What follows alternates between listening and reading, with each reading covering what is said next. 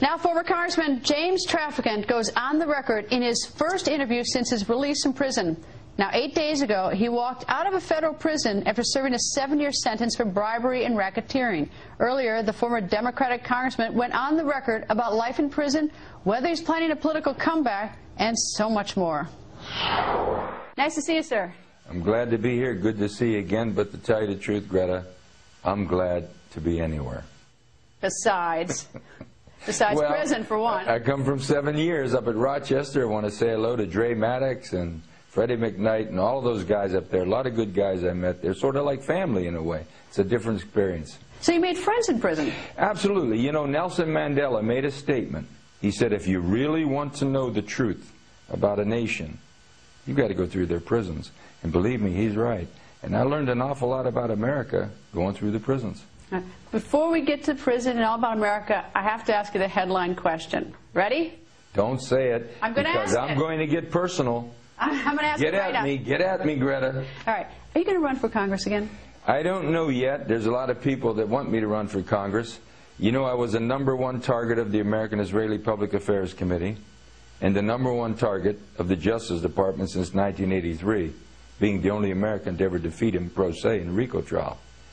And I have big enemies, but I have some grudges, and I want to go at them. I want to go at them big time, Greta. So I have to see, first of all, if I'm viable, and second of all, if the people would support me. They come in here and they fractured this district. They broke it up, certainly to make it tougher. I think they also felt they gave me a life sentence that I'd never survive in prison. Then they came to me and said if I said I was guilty, I might even get a pardon, and I told them to shove the pardon up their derriere sideways. So here I am, and if I do run, get your best hold, because I will be running downhill with my tails flapping in the wing wide open. What are the odds you're going to win? I mean, not you're going to win. What are the odds you're going to run? The odds, and I've saved all comment for your show, because #1, I think you have a great show. #2, I think you're fair, and that's not trying to patronize you. I know you're going to ask some tough questions, and I'm going to embarrass you before it's over. But I would say at this point it's 50-50, and I have a lot of people that are encouraging me to run because there's so many disenfranchised people, so many, especially in this area. And one of the concerns I have as I come home to is we have Delphi here, the salaried workers, that were completely cut out and lost their pension benefits. It's going to be almost a $250 million impact to this general community. And when you look at it nationally, Dayton, Ohio is going to be hit real hard. The state of Ohio is going to get hit with about $1.5 billion in lost money, economic generation, because of this decision. And I feel, and you know my record, if we could take care of people all over the world, damn it, take care of those Delphi salaried workers, and I expect it to be done. I mean, I'm on your show here asking you and asking Mayor to look at this plight. Because we have here 9,500 workers. They're going to lose their pension benefits. They're going to have to pay for their hospitalization benefits. It's an immediate out-of-cost pocket of $50 million with a contributing factor of a multiplication of 2 for the general metropolitan area of $250 million impact on an economy that lost steel mills years ago and has been left behind. All right. Grudges. Can't have it. Can't have it. I said. You said you had some grudges. Who are your grudges against? Well, #1, and my wife constantly reminds me to tone down. I brought that guy back from Israel, John Demjanjuk. It was my Freedom of Information Act which proved not only that he was innocent, but who Ivan really was. The case was so sensitive, members of Congress would say, Jim, I love you, but please don't involve me. I sent my evidence to the 6th Circuit Court in Cincinnati. They wouldn't accept it. I finally sent it over to Israel, to the Israeli Supreme Court, and they called me over there, and I went with the family. I did a live interview, satellite, with Brian Gumbel, and I said, when they put this innocent man to death, they're going to lose $15 to $20 billion every year they get from the American taxpayers. And Brian Gumbel says, what are you talking about? They only get $3 billion. And I said, Brian, that's only the foreign aid bill. Look at all the other trade compacts, economic assistance, military assistance. I'm saying this to you right now. Israel gets approximately $15 billion a year from the American taxpayers. That $15 billion is $30,000 for every man, woman, and child. And people in my district are losing their pension benefits. So I was targeted big time. By the Israelis. The Israeli Supreme Court looked at the evidence, could not refute it. And it came from the Justice Department, Greta. And they said, take him home. I brought him home, and he was bombarded ever since. Home to Ohio. Now he's in Germany fighting for his life. Now let me say this. Prosecutor Moskowitz of the OSI office of the United States Justice Department suborned perjury with Otto Horn. The documents clearly state who Ivan the Terrible was, a man named Ivan Marchenko, not Demeniuk.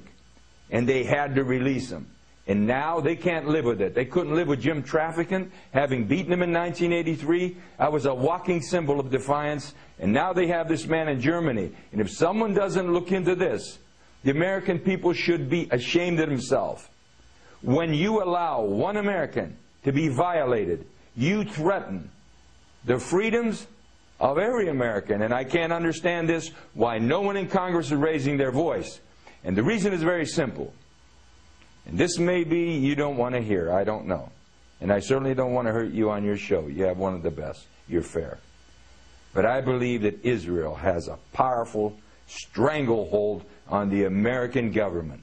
They control both members of the House and the Senate. They have us involved in wars of which we have little or no interest.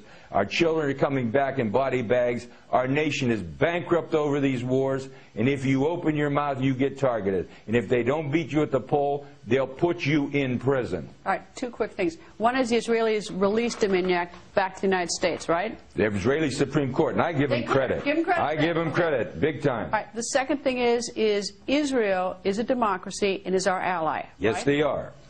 So you have no... And they should be our ally. Okay. They are our friend over in that troubled part of the world. So explain to me what you see as, why you target or why you have a grudge against the Israelis. The grudge is not necessarily a grudge. It's an objective assessment that no one will have the courage to speak about. They're controlling much of our foreign policy. They're influencing much of our domestic policy. Wolfowitz, as Undersecretary of Defense, manipulated President Bush #2 back into Iraq. They pushed definitely to try and get Bush before he left to move into Iran. We're conducting an expansionist policy of Israel, and everybody's afraid to say it. They control much of the media, they control much of the commerce of the country, and they control powerfully both bodies of the Congress. They own the Congress. Are you an anti-Semite? No, I'm not. That's exactly what they're going to say, and I expect that. What I am is an American. You see, I think America comes first, and we have a one-sided foreign policy in the Mideast, and we've alienated Arabs who have no way of fighting. So what they've done, and I predicted this on the House floor, is they would export violence to America, and they have. They have no other way to fight. I think President Obama knows this. I think he sees this. I think he wants to do something. I think his hands are tied. And I think he's dancing between the raindrops, trying to figure how I can politically machinate some scenario to mitigate these problems. Greta, I'm saying this. America is in danger if America doesn't take back their government without foreign interference. Up next, how bad was prison for former Congressman Traficant? Did he cry? Did he feel alone? Was he punished inside the prison? He's going to tell you all the raw details of prison coming up.